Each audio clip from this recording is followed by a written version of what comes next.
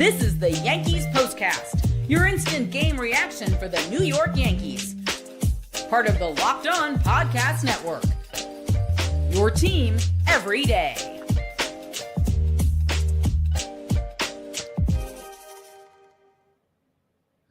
All right, welcome back, everybody. A real dud to start the second half as the Yankees lose to the Braves in Atlanta, first of three. Final score 7-3. It was a bullpen game, and it wasn't a good one for the Yanks. Meanwhile, those Yankee bats could not solve Spencer Strider.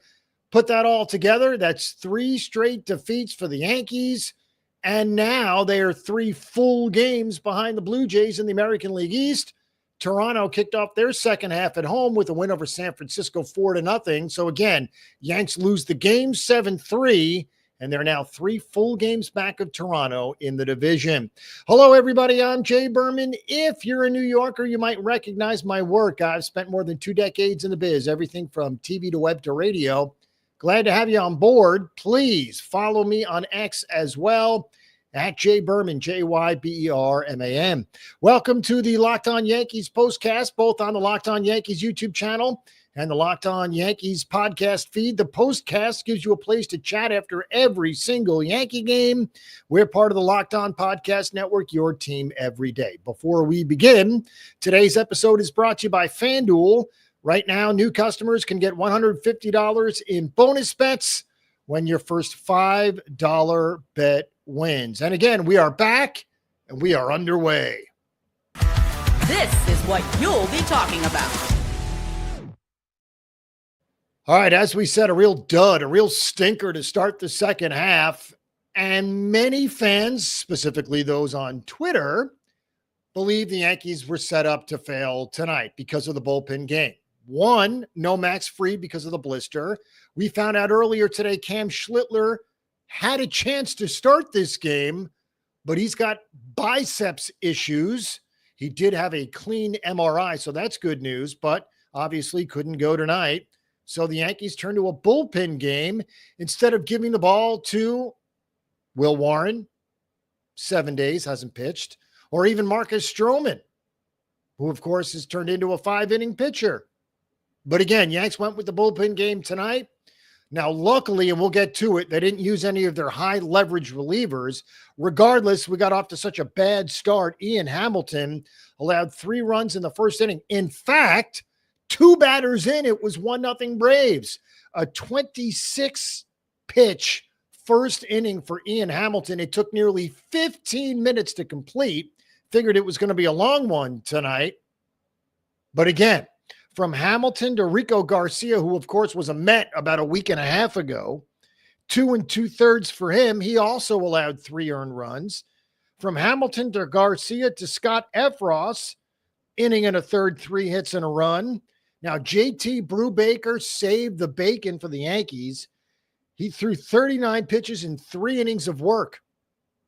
In the 6th, 7th, and 8th innings, he struck out 4, walked 1, did not allow a run. Now, what that did was obviously keep the Braves down for a mini rally for the Yankees, but perhaps more importantly, of course, if it's any consolation, they lost the game, but more importantly, Yanks didn't use any of their high leverage relievers. Any of the top 4, Williams, Weaver, Loizaga, or Hill, were not used. Now, obviously, they've had the better part of a week off, but still, in a bullpen game where there's no bulk pitcher, remember, this was a true bullpen game. They did not have to use Williams, Weaver, Loizaga, or Hill. So at the very least, consolation prize. Kudos to Aaron Boone for managing his way through the game without a bulk guy and managing to avoid his high leverage relievers, which obviously impacts the games moving forward. Now, kudos, as we said, to Boone for that. The problem with the Yankees these days, of course, is we saw it tonight with the bullpen. Obviously, they're struggling with the exception of the 4 top relievers. The back end of the bullpen, really the middle bullpen, they've all been bad. And they were bad again tonight in a bullpen game. But fundamentals as well as the bullpen. And we saw that with Yorvi Vivas tonight. And it wasn't pretty. if you're a Yankee fan. It was a heck of a play by Ronald Acuna Jr. from right field, a dart on a fly. But Vivas, the inning-ending double play, he doesn't slide, tagging from second to third. Not only that, does it end the inning and kill a rally, but of course, Aaron Judge was on deck. So Aaron Judge, who would have represented the tying run at that point in time, was erased because of the lack of fundamentals of Vivas. Now, you'd say, well, there's a third base coach. Why didn't he slide? Clearly, you could see Luis Rojas imploring Vivas to slide, and he didn't. So he first slowed down between second and third, which is inexcusable, and then he didn't slide. And again, it took a perfect throw from Acuna from basically the right field corner, but still, you must be prepared for that, especially with Aaron Judge on deck, representing the tying run in a game you trailed 7-0. So again, fundamentals and bullpen have been miserable. By the way, Yanks faced 11 full counts tonight. 11 full counts, which is pretty good from a hitter's perspective. The problem is the Yanks couldn't really cash in, with the exception of the 3-run seventh inning, which, believe it or not, almost featured a complete Yankee comeback. I was thinking about the Seattle game very much. It's a narrative that's been written for the first 6 innings, and you're all ready to go to talk about the game that was, and then it flips. The script changes. Well, I had a feeling we might get that again, as we did with Seattle last week, but to no avail. Ben Rice was the only Yankee with 2 hits. In fact, he had 2 doubles. Trent Grisham was 1 for 3. Cody Bellinger 1 for 4. Aaron Judge 1 for 4. Now, as for the offers, Jazz was 0 for 4. Rough night for Jason Dominguez, 0 for 4 with 3 Ks. In fact, the Yankees struck out 13 times tonight, including 8 against Spencer Strider. Strider, 6 scoreless through 96 pitches. But again, lack of the bullpen, really the front end of the bullpen, and fundamentals have been bad really since last year. And it's inexcusable. Now, look, Vivas is most likely not going to be the Yankees' regular third baseman. He's not an everyday player. Problem is, either is Oswald Peraza, who might just be the worst hitter in all of baseball, at least stats-wise, for what it's worth. But again, the bullpen has been bad, and the fundamentals have been worse. And so the Yankees need to get on track there. All right, we have updates on the following players: Max Fried, Cam Schlittler, and Fernando Cruz. And we'll set you up for Game 2, which is a Saturday night game. We'll do that all coming up next.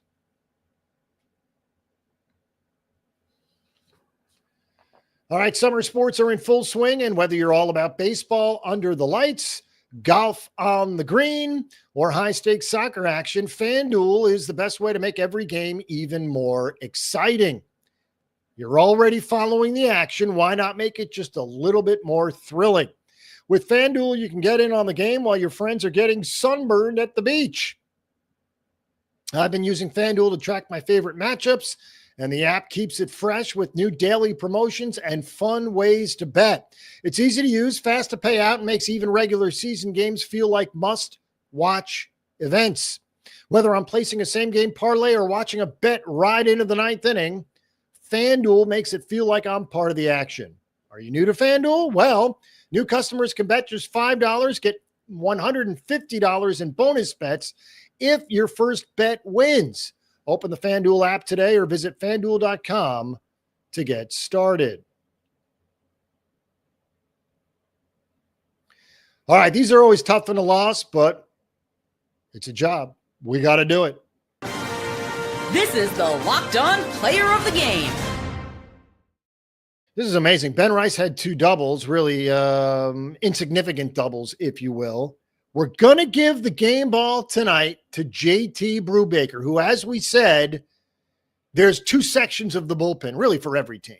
your top 3 or 4 relievers, the back end, and then obviously the guys in the 5th, 6th, 7th innings. Well, JT Brubaker, who's very likely to be optioned after tonight, 3 innings, 39 pitches, did not allow a run, did not allow a hit, 1 walk, 4 strikeouts, and yes, kept the Yankees in the game, but again, more importantly, allowed Aaron Boone to avoid Williams, Weaver, Loaizaga, and Hill, their 4 high leverage relievers. Again, at the very least, it's a consolation prize and a loss, but still counts as things, and this will certainly impact the rest of the series. Max Fried, who was supposed to start tonight, of course, he has the blister still.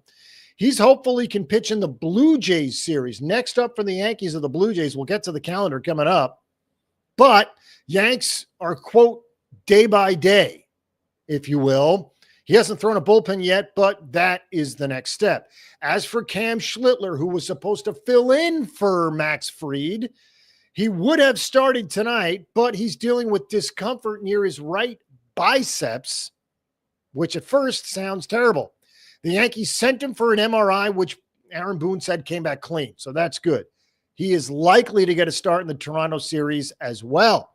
Fernando Cruz could start playing catch as soon as the weekend and possibly return in August. So more news there. Again, Fried and Schlittler were supposed to start. Instead, it was a bullpen game, and it cost the Yankees tonight. As for the probables, we're back on track, at least with starting pitching. Saturday will be Will Warren and Joey Wentz, the lefty for Atlanta. Sunday will be Marcus Stroman and Grant Holmes for Atlanta. So again, Will Warren, Marcus Stroman the next 2 days. As we said, 2 more with Atlanta, 7:15 tomorrow night, then 1:35 on Sunday. Then right back up to Toronto. We were just there 2 weeks ago. 3 in Toronto, Monday, Tuesday, and Wednesday, all night games. And again, that could be a huge series either way. Yanks could get real close. They could go real far. We'll have to wait and see. After the Atlanta and Toronto series, the Yanks head south from Toronto to return home. 3 with the Phillies, 3 with the Rays. 4 with the Rays. 3 with the Phillies, 4 with the Rays. So again, that schedule, pretty difficult. Not going to lie. No relief in sight for the Yankees, who again have Atlanta, Toronto, Philadelphia, Tampa Bay before the first week and weekend of August. They'll be in Miami, so perhaps some relief there. Despite it all, the Yanks are now 3 games behind the Blue Jays. Blue Jays, behind Chris Bassett, beat Justin Verlander and the Giants tonight 4-0. And again, the Blue Jays lead the Yankees now by 3 full games after a 7-3 Yankee defeat. All right, thanks for making Locked On Yankees your first listen today. For your second listen, check out the all-new Locked On MLB Game Night. Every game, every night, all season long. Get local analysis on a national scale. So find MLB Game Night on Locked On MLB on YouTube or wherever you listen to podcasts. Also want to mention our partners in crime at Locked On Yankees, Stacey Goudsoulias and Brian McKeon. They're the best. Again, all the stuff at Locked On Yankees is theirs. So follow, subscribe, and enjoy. Again, 7-3 the final score. Braves put up 3 in the first, 3 in the third, 1 in the fourth. Yanks never really got close. They did rally in the 7th with 3, but again, couldn't get close, and it was never a 3-run game or fewer runs for a save situation. Regardless, 2 more with the Braves in Atlanta, then straight north to Toronto for 3 with the first place Blue Jays. Again, Will Warren, Joey Wentz on Saturday, Marcus Stroman, Grant Holmes on Sunday. You all have a wonderful night. See ya.